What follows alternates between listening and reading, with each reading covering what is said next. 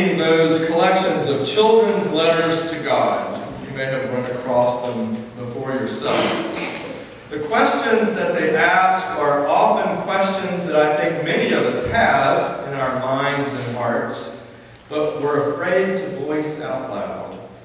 Here are a few of my favorites. Dear God, do you get your angels to do all the work? Mommy says we are her angels, and we have to do everything. Love, Maria. Dear God, what is it like when you die? Nobody will tell me. I just want to know. I don't want to do it. Your friend, Mike. Dear Mr. God, how do you feel about people who don't believe in you? Somebody else wants to know. A friend, Neil. I've had my own difficulties asking questions. When I was in my first semester of graduate school at the University of Chicago Divinity School, I was taught by David Tracy, among many others. And Professor Tracy was one of this country's preeminent theologians, and I'd read several of his books, awestruck, when I was a religion major in college. But when I had realized my dream of getting to sit at Professor Tracy's feet, or at least sitting in person in his classroom, I was too afraid to ask a question.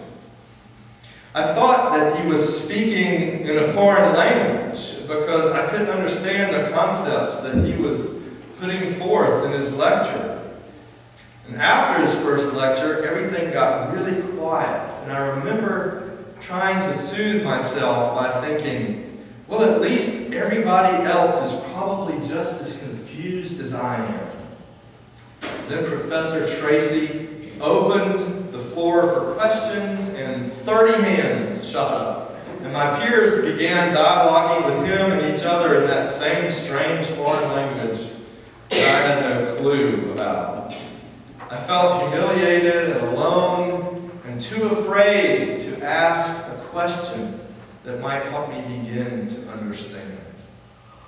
So I get it. I get that asking questions can be hard because it can sometimes make us feel vulnerable. Sometimes we feel stupid asking a question that we believe we should already know the answer to. Sometimes we feel afraid to ask a question because we fear rejection by the person or the group who we think might have the answer.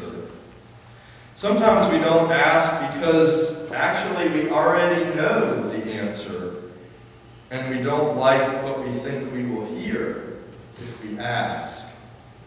Asking questions can be very tricky business. And so it often proved to be for Jesus' early disciples too. In today's gospel reading, like in the reading last week, Jesus tells his disciples about the persecution and impending death that he believes awaits him. And the gospel writer says that Jesus' disciples didn't understand what Jesus was talking about. And they were afraid to ask questions. Were they afraid that they would look stupid in front of the group? Were they afraid that Jesus would abandon them or reject them for their misunderstanding?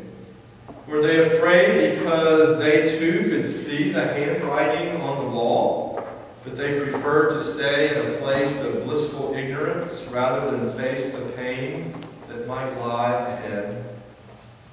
We don't know what they thought, but it's interesting what they do. It's interesting what they do next. They let Jesus walk on ahead, and then they get in a conversation, maybe even a fight amongst themselves, about which one of them is the greatest. Which one of them is Jesus' greatest disciple? And actually, that's really not so surprising when you think about it. Psychologists call it, I think, a reaction formation. We tend to distance ourselves from vulnerable feelings by talking and acting big.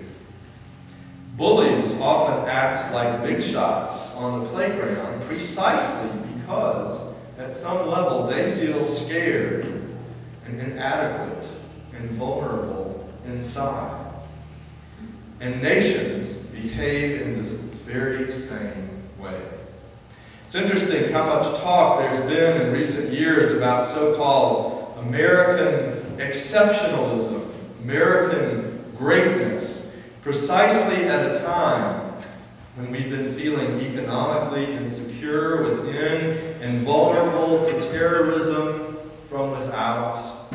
And while it's understandable that bullies react as they do, that does not excuse any of us as individuals or as nations from the hard work of self-awareness so that we do not take our fears out on other people or other nations.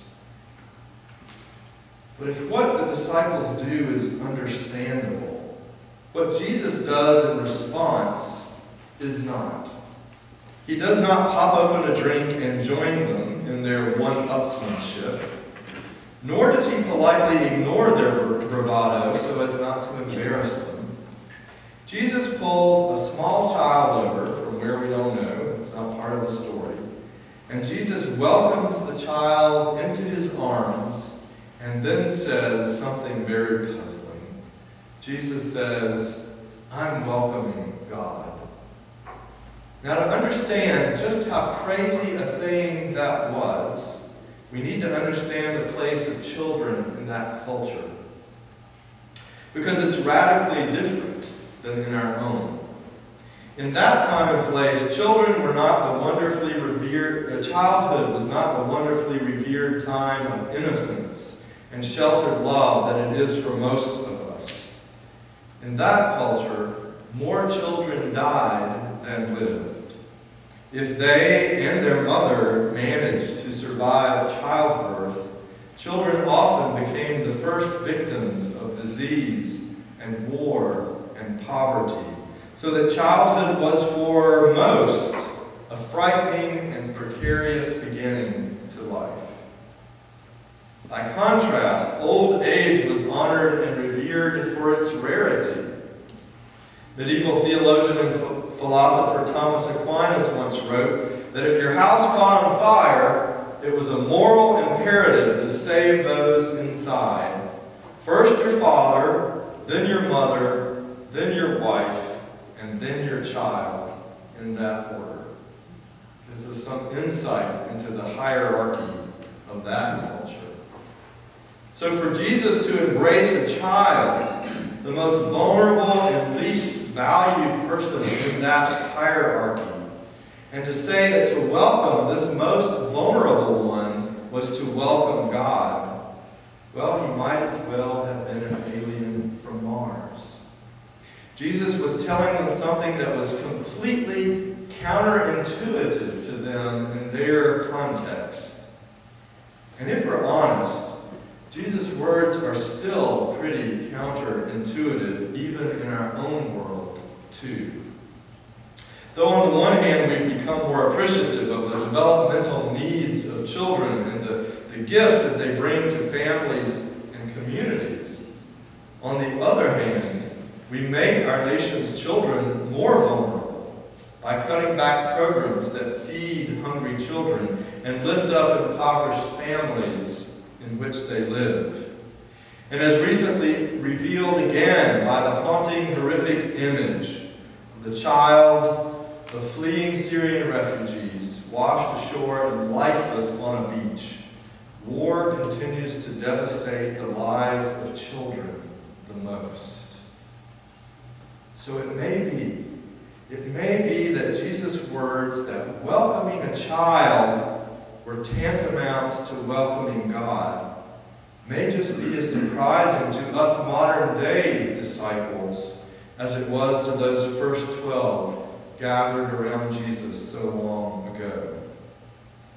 As biblical preaching scholar David Lose has remarked, Jesus overturns the prevailing notions about power and security by inviting his disciples then and now to imagine that abundant life comes not through gathering power, but through displaying vulnerability, not through accomplishments, but through service, not by collecting powerful friends, but by welcoming children. And by welcoming a child, just after his disciples had been acting like children, and fighting about who was the greatest, we might be justified in thinking that what Jesus has done was his way of chastising his disciples. But personally, I wonder if there's more to it than that. I wonder if Jesus saw through the bravado of his disciples. I wonder if he intuited that his words about suffering had made them feel very vulnerable. And at that moment, instead of embarrassing them or chastising them or rejecting them for their bravado, Jesus models the possibility of embracing the very thing, the very one that is most vulnerable, and compares such a welcome with welcoming God. Perhaps Jesus is saying that the kingdom of God is not found at the seats of power, but in the most vulnerable of human interactions. Perhaps we are closest to God when we are welcoming the most vulnerable and marginalized persons in our society, and the most vulnerable and marginalized places within our own selves. Because when we can truly have compassion for our vulnerability in this world, we can begin to recognize the light of God in others in all its disguises. Who knows? We might even gain the courage to ask how it is that we can shine together. The light within me recognizes the light within you. Namaste. Amen.